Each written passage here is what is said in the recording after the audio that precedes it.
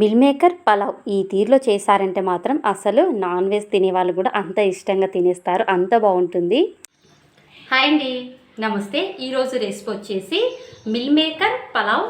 చాలా చాలా టేస్టీగా, సింపుల్ ప్రాసెస్లో ఈజీగా మనకి ఏం ఉట్టిగా అయినా తినొచ్చు, లేదా పెరుగు పచ్చడిలోకైనా తినొచ్చు, లేదా కుర్మాలోకి, ఆలు కుర్మాలోకైనా, లేదా చికెన్లోకైనా చాలా చాలా బాగుంటుంది. మిల్ మేకర్ పలావ్ చేయడానికి నేను ఇక్కడ బాస్మతి రైస్ తీసుకుంటున్నాను. ఇదే ప్లేస్లో చిటిముత్యాల రైస్ అయినా తీసుకోవచ్చు, అంటే చిన్న బియ్యము అవైనా తీసుకోవచ్చు. నేను ఇక్కడ 1.5 కప్పు బాస్మతి రైస్ వేసి ఒకసారి 2 సార్లు నీట్గా కడిగేసుకొని ఇందులోకి సరిపడా మునిగేమైన వాటర్ పోసేసుకొని ఒక అర్ధ గంట పాటు రెస్ట్ ఇచ్చామంటే నానేస్తాయి. ఇప్పుడు ఈలోపు ఒక కప్పు మైన మిల్ మేకర్ని తీసుకొని నేను ఇక్కడ ఇందులో నానబెట్టేస్తున్నాను. ఈ జస్ట్ మనకి ఒక 10 నిమిషాలు, ఒక 5 నిమిషాలలో నానిస్తాయి మిల్ మేకర్. వాటర్లో నానబెట్టేసుకోవడమే.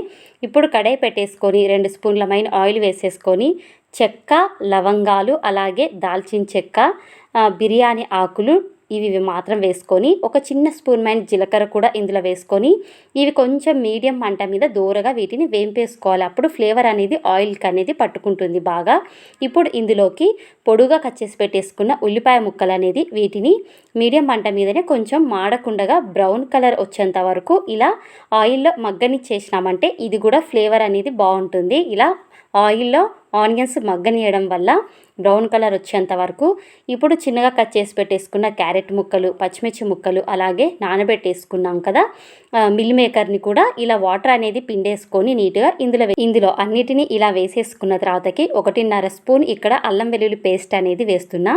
ఇప్పుడు ఇవన్నీ ఆయిల్లోనే 1-2 నిమిషాల పాటు ఆయిల్లో అంతా వీటిని మసాలా మొత్తం మగ్గనిచ్చేసుకోవాలి.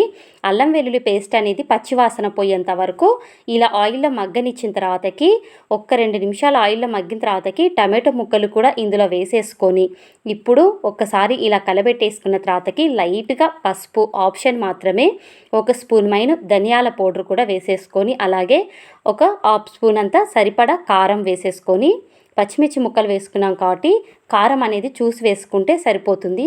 మీడియం మంట మీద మాడకుండగా ఈ మసాలా అంతా ఆయిల్లో మగ్గనిచ్చేసుకున్న తర్వాతకి 1.5 కప్పు రైస్ వేసాము కాబట్టి ఇందులో నేను 3 కప్పుల వాటర్ పోస్తున్నాను. బాస్మతి రైస్ ఇక్కడ పాత బియ్యం ఇవి, అందుకని వాటర్ కొంచెం ఎక్కువనే పట్టుకుంటాయి. అందుకనేసి 3 కప్పుల వాటర్ పోసాను 1.5 బియ్యానికి. ఇప్పుడు ఇందులోకి సరిపడా సాల్ట్ అనేది నేను ఇప్పుడు వేస్తున్నాను. సాల్ట్ ఇప్పుడు వేయడం వల్ల మిల్ మేకర్కి అంతా పట్టుకుంటుంది మసాలా అంతా.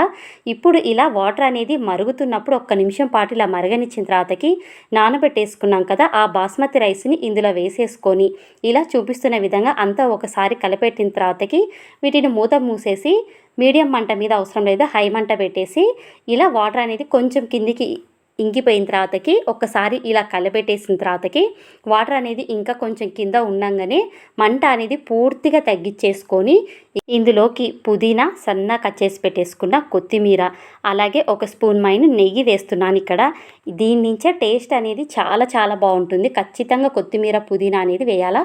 ఫుడ్ కలర్ ఆప్షన్ మాత్రమే. ఇప్పుడు మూత ఎక్కడే కానీ ఆవిరిపోకుండా వీటిని 5 నిమిషాల పాటు మీడియం మంట మీద మగ్గిచ్చేసుకున్నామంటే మిల్ మేకర్ పలావ్ అనేది రెడీ అయిపోతుందండి. చాలా చాలా టేస్టీగా. అసలు ఒకప్పుడు పలావ్ అనేది మామూలుగా ప్లెయిన్గా చేసుకుంటాం, ఇందులోకి మిల్ మేకర్ మాత్రం యాడ్ చేస్తాము. అసలు చాలా చాలా టేస్టీగా, తినేటప్పుడు కారం కారంగా, ఉప్పుగా చాలా బాగుంటాయి మిల్ మేకర్స్. ఇందులోకి జస్ట్ పెరుగు పచ్చడి ఉన్నా చాలు తినేయచ్చు, అంత కమ్మగా అంత టేస్టీగా ఉంటుంది. ఆలుగడ్డ కర్రీ, కుర్మా కానీ ఉన్నా తినేయచ్చు, చాలా చాలా బాగుంటుంది దేంట్లోకైనా సరే. ఈ వీడియో ఇంతేనండి. మరొక వీడియోతో మళ్ళీ మీ ముందుకి.